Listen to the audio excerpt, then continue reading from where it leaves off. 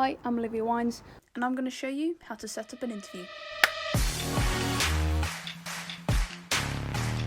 For filming my interview, I use the basic lighting setup, which I'll walk you through how to do and why we do it. I use a Blackmagic Mini Ursa Pro 4.6K recording in a H.264 codec with an Apple ProRes 2K 422-bit depth.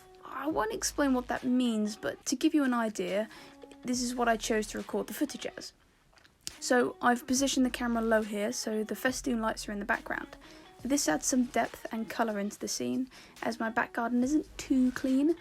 It also helps fit with the look of our film, which is why I chose to film at night.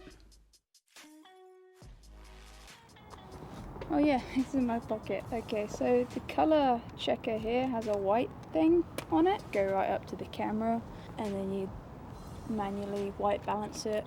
You might want to use 2700 for indoors and then 5500 for outdoors. Here you can see I'm trying to light the video. I'm using a standard 3-point lighting setup. I'll start with the backlight and try to put it in the right place so the light hits the back of my head and creates a halo, but not so that I can see the light itself. And I'm pretty happy with that. I'll then do the fill light, which is already on, and this will light the positive side of my face.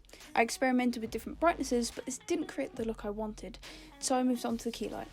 Now, as you can see, the right side of my face is pretty dark. However, the key made my face fall flat, so I changed the colour temperature. Now, this did not look good. I was pretty stuck on what to do, and so in the end I opted to change the colour temperature of the fill, and I was pretty happy with that. Ultimately, it's all about trial and error. In my opinion, good lighting is key to creating a shot that looks visually engaging. So what I'm going to do is give you an example of how to get something into focus. So you're going to open up the aperture all the way. Get one of these colour checker passports, okay? And the colour checker passport is really good. It does a variety of things, one of which we'll be looking at is this little focus card here, and you put it next to your subject, and you'll have the peaking on either on your camera or the monitor. Now, depending on what lens you use, you'll either have the whole checker in focus, or you'll have only a part of it in focus. So for example, if we're using 135mm lens, you'll only have a very tiny bit in focus because it has a very narrow depth of field. Whereas if you have, say, a 14mm lens, it's the very opposite. You have a very large depth of field. So you'll have the whole thing in focus. I'll put it up against my face, and I'll just kind of move until I see it come in and out of focus. And I can't really see it at the moment, so what I'm going to do is I'm just going to get my iPhone light. I'm just going to shine it on, and I can kind of see where the lines come in and out of focus. This is the Sekonic light meter. And basically what it does is it just measures the light, basically the f-stops. So for example on here it says f-stop 4.0, and yeah, I just need to make sure that the f-stop on the camera is set to 4.0. ND filters are basically a little filter that you put over the camera so it makes the whole thing darker. But for example, if I did it on the camera here, that's with one ND filter on, so you're at 0.3, so that's 0.6, and then you got your third ND filter on, which is 0.9. So I'm not using any ND filters for this because I'm filming at night, but you might want to if you're filming outside. You've got, you know, a really blown out sky, it's overexposed because there's a lot of sunlight, so you'll just whack an ND filter on it, and it will just stop everything being overexposed. Lastly, when you're all ready, you can set up the sound.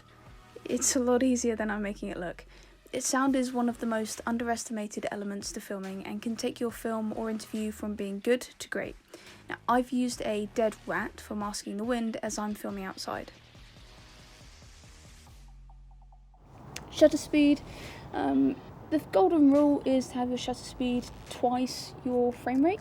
In the UK we use 24 frames per second, or 25 if you want to broadcast what you're filming internationally. So you just go to the next thing that's double it. So for 24, you know, we don't have 48 shutter speed, but we do have 50, so we just use 1/50 for our shutter speed.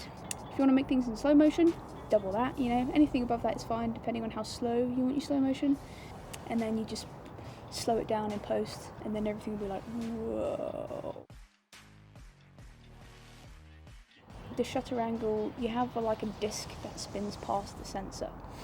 So if you have a narrow shutter angle, everything's going to be darker because you're letting less light in.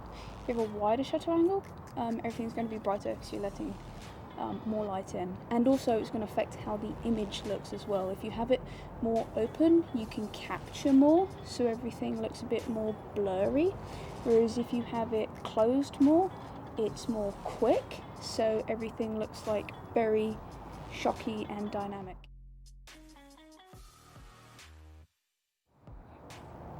Dynamic range, so basically we shoot in RAW.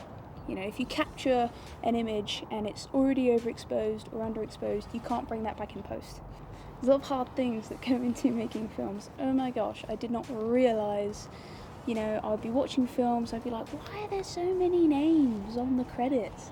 And now I realise, like, oh my gosh, I mean, you literally need so many people for these jobs. So that's me talking about the camera. I hope you enjoyed it, and stay tuned for some more info on Behind the Hatchet.